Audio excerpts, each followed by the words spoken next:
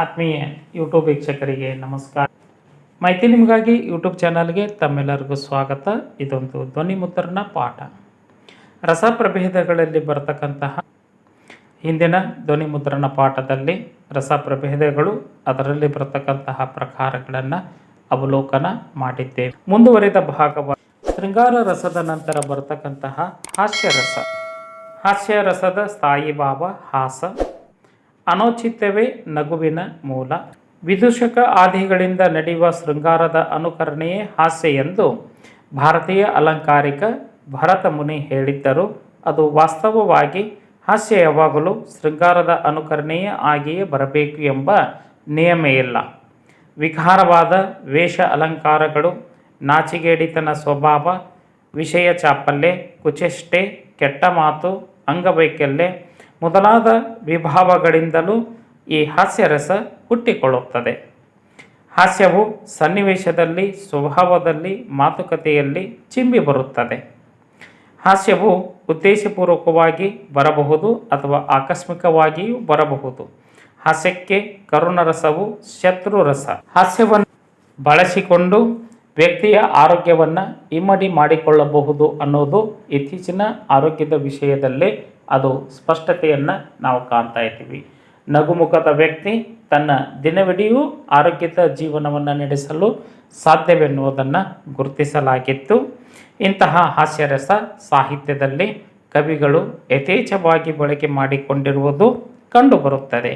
ಇದಕ್ಕೆ ಉದಾಹರಣೆಯಾಗಿ ರೂಪಕ ಅಲಂಕಾರದ ಚಕ್ರವರ್ತಿ ಎನಿಸಿಕೊಂಡಿರ್ತಕ್ಕಂತಹ ಕುಮಾರವ್ಯಾಸನು ತಾನು ರಚನೆ ಮಾಡಿರ್ತಕ್ಕಂತಹ ಗದುಗಿನ ಭಾರತದಲ್ಲಿ ಒಂದು ಪದ್ಯವನ್ನು ಹಾಸ್ಯರಸದ ಬಳಕೆ ಈ ರೀತಿಯಾಗಿ ಮಾಡಿಕೊಂಡಿರುವುದು ತಿಳಿದು ಬರುತ್ತದೆ.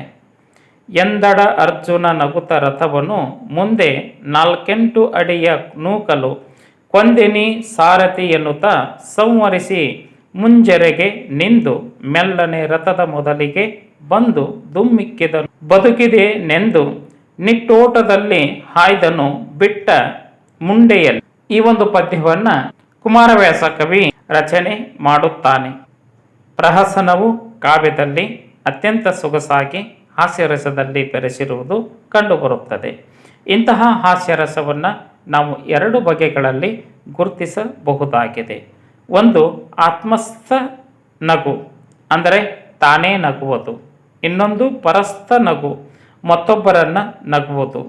ಈ ರೀತಿಯಾದಂತಹ ನಗು ತಮ್ಮಷ್ಟಕ್ಕೆ ತಾವು ನಗುವುದಕ್ಕೆ ಬೇರೆ ರೀತಿಯಾದಂತಹ ಅರ್ಥಗಳನ್ನು ನಾವು ಕಂಡುಕೊಳ್ತಾ ಇದ್ದೀವಿ. ಬೇರೆಯವರನ್ನು ನಗಿಸುವುದು ಅತ್ಯಂತ ಮುಖ್ಯವಾದಂತಹ ಕೆಲಸ. ಅಂದರೆ ಹಾಸ್ಯರಸದ ಮೂಲಕವಾಗಿ ನಗಿಸುವ ಗುಣಧರ್ಮವನ್ನು ಬೆಳೆಸಿಕೊಳ್ಳುವುದು ಅದು ಅತ್ಯಂತ ಕಷ್ಟದ ಕೆಲಸ ಅನ್ನುವುದನ್ನು ನಗೆಕಾರರು ಈ ರೀತಿಯಾಗಿ ವ್ಯಕ್ತಪಡಿಸ್ತಾ ಇದ್ದು, ನಮ್ಮ ಕನ್ನಡ ಸಾಹಿತ್ಯ ಲೋಕದೊಳಗೆ ನಯಸೇನ ಕವಿಯನ್ನು ನಗೆಗಾರ ನಯಸೇನ ಎಂದು ಕರೆದಿರುವುದು ಜನವಾಣಿಯಾಗಿದೆ. ಕಾರಣ, ಕವಿ ನಯಸೇನ ರಚನೆ ಮಾಡಿದಂತಹ ಧರ್ಮಾಮೃತ ಕೃತಿಯಲ್ಲಿ ಸುಮಾರು 14 ಕಥೆಗಳನ್ನು 14 ಆಶ್ವಾಸಗಳಲ್ಲಿ ವ್ಯಕ್ತಪಡಿಸಿ ಹಾಸ್ಯರಸಕ್ಕೆ ಒಂದು ಮೆರುಗನ್ನು ಕೊಟ್ಟಿದ್ದು ಇಲ್ಲಿ ಉದಾಹರಣೆಯಾಗಿ ಕಂಡುಬರುತ್ತದೆ. ಇನ್ನು ರಸಪ್ರಭೇದಗಳಲ್ಲಿ ಕರುಣರಸದ ವಿಷಯವನ್ನು ಹಂಚಿಕೊಳ್ಳೋಣ. ಕರುಣವೆಂದರೆ ಒಬ್ಬರ ಶೋಕಕ್ಕೆ ಮತ್ತೊಬ್ಬರು ತೋರಿಸುವ ಕರುಣೆ ಅಲ್ಲ. ಕರುಣೆಯೇ ಬೇರೆ, ಕರುಣರಸವೇ ಬೇರೆ. ಇನ್ನೊಬ್ಬರ ಶೋಕಕ್ಕೆ ನಾವು ತೋರಿಸುವ ಕರುಣೆ ಮಾನವೀಯವಾದ ಲೌಕಿಕ ಪ್ರತಿಕ್ರಿಯೆ. ಆದರೆ ಶೋಕಭಾವವು ಸಾಧಾರಣೀಕೃತ ಆಸ್ವಾದನೆಯ ಆನಂದಕ್ಕೆ ಕಾರಣವಾದರೆ ಅದು ಕರುಣರಸ. ಭವಭೂತಿಯು ತನ್ನ ಉತ್ತರ ರಾಮಚರಿತದಲ್ಲಿ ಕರುಣ ಒಂದು ರಸ ಎನ್ನುತ್ತಾನೆ. ಕರುಣರಸದ ಸ್ಥಾಯಿ ಭಾವ ಶೋಕ. ಕರುಣರಸದಲ್ಲಿ ಹೃದಯ ಸಂವಾದ ಬಲದಿಂದ ಶೋಕವನ್ನು ಅನುಭವಿಸುತ್ತೇವೆ. ನಿರಂತರವಾದ ಅಗಲಿಕೆ ಕರುಣರಸದ ವಸ್ತುವಾಗಿ ಸಾಹಿತ್ಯದಲ್ಲಿ ಕಂಡುಬರುತ್ತದೆ. ಕರ್ಣ ದುರ್ಯೋಧನರ ಅಗಲಿಕೆ, ತಾಯಿ ಮಕ್ಕಳ ಅಗಲಿಕೆ, ಬಂಧುಗಳ ಅಗಲಿಕೆ, ಸೀತೆ ರಾಮ ಶಕುಂತಲೆ ದುಷ್ಯಂತ ಅಗಲಿಕೆಯ ಪ್ರಸಂಗಗಳು ಕರುಣರಸಕ್ಕೆ ಉತ್ತಮ ಉದಾಹರಣೆಗಳು ಆಗಿತ್ತು. ರಾಘವಾಂಕ ರಚನೆ ಮಾಡಿದಂತಹ ಹರಿಶ್ಚಂದ್ರ ಕಾವ್ಯದಲ್ಲಿ ಚಂದ್ರಮತಿಯ ಆಲಾಪ ಅಂತಕ್ಕಂತಹ ಪ್ರಸಂಗ ಭಾಗವು ಕರುಣರಸಕ್ಕೆ ಎಂದರೆ ತಪ್ಪಾಗಲಾರದು.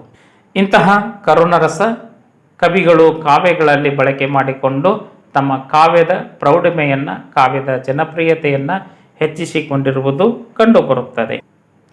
ಇನ್ನು ರೌದ್ರ ರಸ. ರೌದ್ರ ರಸವು ರಸ ಪ್ರಭೇದಗಳಲ್ಲಿ ಒಂದಾಗಿದ್ದು, ರೌದ್ರ ರಸದ ಸ್ಥಾಯಿ ಭಾವ ಕ್ರೋಧ. ಕ್ರೋಧಕ್ಕೆ ಯೋಗ್ಯವಾದ ಕಾರಣವಿರಬೇಕು. ಮೃದು ಸ್ವಭಾವದ ಸುಸಂಸ್ಕೃತವು ರೌದ್ರ ರಸವನ್ನು ಆಸ್ವಾದಿಸಬಹುದು. ರೌದ್ರ ಮತ್ತು ವೀರಮಿತ್ರ ರಸಗಳು. ಬದುಕಿನಲ್ಲಿ ರೌದ್ರದ ಸಂದರ್ಭಗಳು ಸಾಕಷ್ಟು ಬರುತ್ತವೆ. ಶತ್ರುಗಳ ದ್ವೇಷದಿಂದ ಕಿಡಿಕಿಡಿಯಾಗುವ ವೀರನ ಕೋಪಾಟೋಪವೇ ರೌದ್ರರಸದ ತಿರುಳು.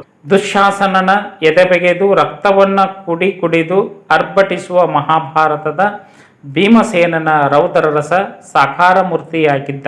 ಸಾಮಾಜಿಕ ಕಥಾನಕಗಳಲ್ಲಿ ಸಮಾಜದ ದ್ರೋಹಿಗಳನ್ನು ಕುರಿತು ತೀವ್ರವಾದ ಕ್ರೋಧಾವೇಶ ಉಕ್ಕುವಂತೆ ವರ್ಣಿಸುವಾಗಲೂ ರೌದ್ರರಸ ಪರಿಣಾಮಕಾರಿಯಾಗಿ ಮೇಳೈಸಿಕೊಳ್ಳುತ್ತದೆ. ಪರಕೀಯರ ಆಡಳಿತಕ್ಕೆ ನೊಂದು ರೋಷಾವೇಶದಿಂದ ಮಾತೃಭೂಮಿಯ ಸ್ವಾತಂತ್ರ್ಯದ ಹೋರಾಟಕ್ಕೆ ಧುಮುಕುವ ದೇಶಭಕ್ತರ ವರ್ಣನೆಗಳಲ್ಲಿ ರೋಷಾವೇಶದ ರೌದ್ರರಸ ಕಂಡುಬರುತ್ತದೆ. ಉದಾಹರಣೆಗೆ ಕಿತ್ತೂರಾಣಿ ಚೆನ್ನಮ್ಮ, ಸಂಗೊಳ್ಳಿ ರಾಯಣ್ಣ ಅತ್ಯುತ್ತಮ ಉದಾಹರಣೆಗಳಾಗಿವೆ. ಹಿಂದೆ ಬಿಂಬಿತವಾಗಿರುವ ಕವಿ ಚಕ್ರವರ್ತಿ ರನ್ನ ರೌದ್ರರಸದ ವರ್ಣನೆಯನ್ನು ಅತ್ಯಂತ ಮನೋಜ್ಞವಾಗಿ ವಿವರಿಸಿರುವುದು ಕಂಡುಬರುತ್ತದೆ.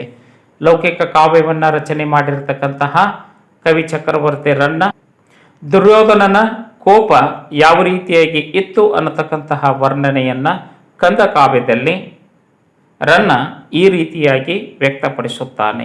ಆರವಮಂ ನೀರ್ಜಿತ ಕಂಠೀರವಮಂ ನಿರಸ್ತ ಗಣರವಮಂ ಕೋಪಾರುಣ ನೇತ್ರಂ ಕೇಳ್ದ ನೀರೊಳಗಿರ್ದಂ ಬೆಮರ್ತನಂ ಉರಗ ಪತಾಕಂ. ಈ ಒಂದು ರನ್ನನ ಕಾವ್ಯ ದುರ್ಯೋಧನನಲ್ಲಿ ಇರತಕ್ಕಂತಹ ಕೋಪ, ರೌದ್ರರಸದ ಪ್ರಲಾಪವನ್ನು ತಿಳಿಯಪಡಿಸ್ತಕ್ಕಂತಹ ಒಂದು ಅತ್ಯುತ್ತಮ ಕಾವ್ಯವಾಗಿ ಸಾಹಸ ಭೀಮ ವಿಜಯದಲ್ಲಿ ಇದು ಮೂಡಿ ಬಂದಿರುವುದು ಅತ್ಯಂತ ಶ್ರೇಷ್ಠವಾದ ಬರಹವಾಗಿದೆ. ಇನ್ನು ವೀರರಸ. ವೀರರಸದ ಸ್ಥಾಯಿ ಭಾವ ಉತ್ಸಾಹ. ಉತ್ತಮ ಪ್ರಕೃತಿಯವರ ಉದಾತ್ತ ಸ್ವಭಾವವಿದು. ವೀರರಸಕ್ಕೆ ಭಯಾನಕ ರಸ ಶತ್ರು. ವೀರರಸವು ಹೃದಯವನ್ನು ಅರಳಿಸುತ್ತದೆ. ಈ ರಸದ ಪ್ರತಿಪಾದನೆಯಿಂದ ಅಂಜುಬುರುಕನೂ ಸಹ ಉತ್ಸಾಹವನ್ನು ತಾಳುತ್ತಾನೆ. ಪಂಪನ ವಿಕ್ರಮಾರ್ಜುನ ವಿಜಯವನ್ನು ಮನೋಜ್ಞವಾಗಿ ಬಳಕೆಗೊಂಡಿರುವುದು ಲೌಕಿಕ ಕಾವ್ಯದಿಂದ ತಿಳಿದು ಬರುತ್ತದೆ. ವೀರರಸವು ಕೇವಲ ಯುದ್ಧಕ್ಕೆ ಸಂಬಂಧಿಸಿದು ಎಂಬ ತಪ್ಪು ಕಲ್ಪನೆಯುಂಟು.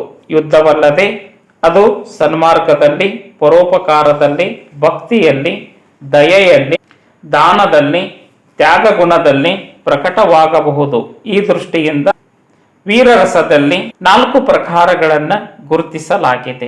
ದಾನವೀರ ಕರ್ಣನಲ್ಲಿ ಇರುವುದು, ಧರ್ಮವೀರ ಧರ್ಮರಾಜನಲ್ಲಿ ಇರುವುದು, ಯುದ್ಧವೀರ ಅರ್ಜುನನಲ್ಲಿ ಇರುವುದು, ದಯಾವೀರ ಬಾಹುಬಲಿಯಲ್ಲಿ ಇರುವುದು.